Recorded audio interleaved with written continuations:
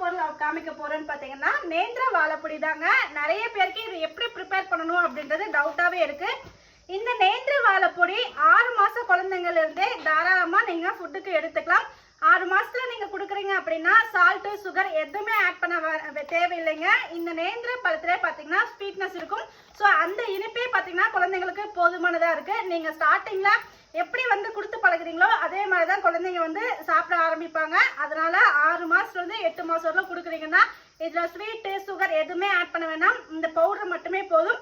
செய்யற மெத்தடும் ரொம்ப ரொம்ப ஈஸிங்க. இந்த பவுடரை 1 டீஸ்பூன் எடுத்துட்டு ஃபர்ஸ்ட் தண்ணியில பாத்தீங்கன்னா கட்டி இல்லாம கலந்துக்கோங்க. கலந்துட்டு இன்னும் கொஞ்சம் எக்ஸஸா தண்ணி ஆட் பண்ணிட்டு அதுக்கப்புறம் தான் பாத்தீங்கன்னா நீங்க ஹீட் பண்ண ஸ்டார்ட் பண்ணணுங்க. ஃபர்ஸ்டே ஹீட் ஆன் பண்ணிட்டீங்கன்னா கண்டிப்பா கட்டிகள் வர ஆரம்பிச்சிடும். ஸோ நீங்க எல்லாமே கட்டி இல்லாம கலக்கினதுக்கு அப்புறம் ஸ்டவ் ஆன் பண்ணீங்க அப்படின்னா நல்லா சூப்பரா வெந்து வருங்க. வெறும் 5 நிமிஷத்துல பாத்தீங்கன்னா கஞ்சியோட மனம் அவ்வளோ ஒரு நல்ல அரோமாவா இருக்கும். ஸோ அந்த டைம்ல நீங்க ஸ்டவ் ஆஃப் பண்ணிட்டு ஆற வச்சுட்டு மிதமான சூட்ல குழந்தைங்களுக்கு கொடுக்கலாம். இந்த நேந்திர பொடி குழந்தைங்களுடைய வெயிட் கெயினுக்கும் சரி, உடல் ஆரோக்கியத்துக்கும் சரி, குழந்தைங்களுடைய வளர்ச்சிக்கும் ரொம்ப ரொம்ப யூஸ்ஃபுல்லா இருக்குங்க. இது மட்டும் இல்லாம சக்கரவள்ளி கிழங்கும் அவைலபிள் இருக்கு. இந்த சக்கரவள்ளி கிழங்கு பவுடரும் பாத்தீங்கன்னா 6 மாசம் இருந்தே கொடுக்கலாம். எக்கச்சக்க பெனிஃபிட்ஸ் இருக்கு.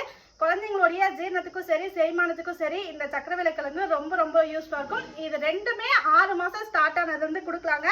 அடுத்து பாத்தீங்கன்னா 8 மாசம் ஸ்டார்ட் ஆயிடுச்சு அப்படின்னா இந்த சத்து மாவு கொடுக்கலாம்.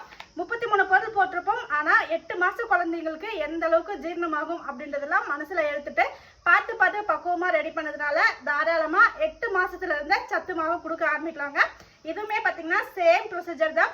இதுல பாத்தீங்கன்னா புட்டு, இடியாப்பம், பேன் கேக் எல்லாமே செஞ்சுக்கலாம். வெறும் கஞ்சி கூழ் மட்டும்தான் செய்ய முடியுமான்னு கேட்டீங்கன்னா கிடையாது.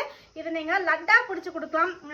பனவெல்லம், நாட்டு சர்க்கரை இந்த மாதிரிலாம் கலந்து பேன் கேக் மாதிரி செஞ்சு கொடுக்கலாம். புட்டா செஞ்சு கொடுக்கலாம். இடியாப்பமா செஞ்சு கொடுக்கலாம். இப்படி பல varieties of different types of product நீங்க ரெடி பண்ணி கொடுக்கலாங்க. ஸோ நம்ம விஹாரி நேச்சுரல்ஸ்ல சக்கரவள்ளி கிழங்கு, ராபடனா பவுடர் எப்பயுமே fresh and fresh batch ready பண்ணிட்டே இருக்கும். உங்களுடைய குழந்தைங்களுக்கு என்ன சாலிட் கொடுக்குறது அப்படின்ட்டு திங்க் பண்ணிட்டே இருந்தீங்கன்னா திங்க் பண்றதை ஸ்கிப் பண்ணிட்டு இந்த மாதிரி நேச்சுரலான ஃபுட் ப்ராடக்ட் ட்ரை பண்ணி பாருங்க. கண்டிப்பா ஹெல்த்தி எனர்ஜியா வருவாங்க. உங்களுக்கும் இந்த ப்ராடக்ட் வேணும்னா விஹாரி நேச்சுரல்ஸ் உடைய வாட்ஸ்அப் நம்பர்ல என்கொயரி பண்ணி புக்கிங் பண்ணிக்கோங்க.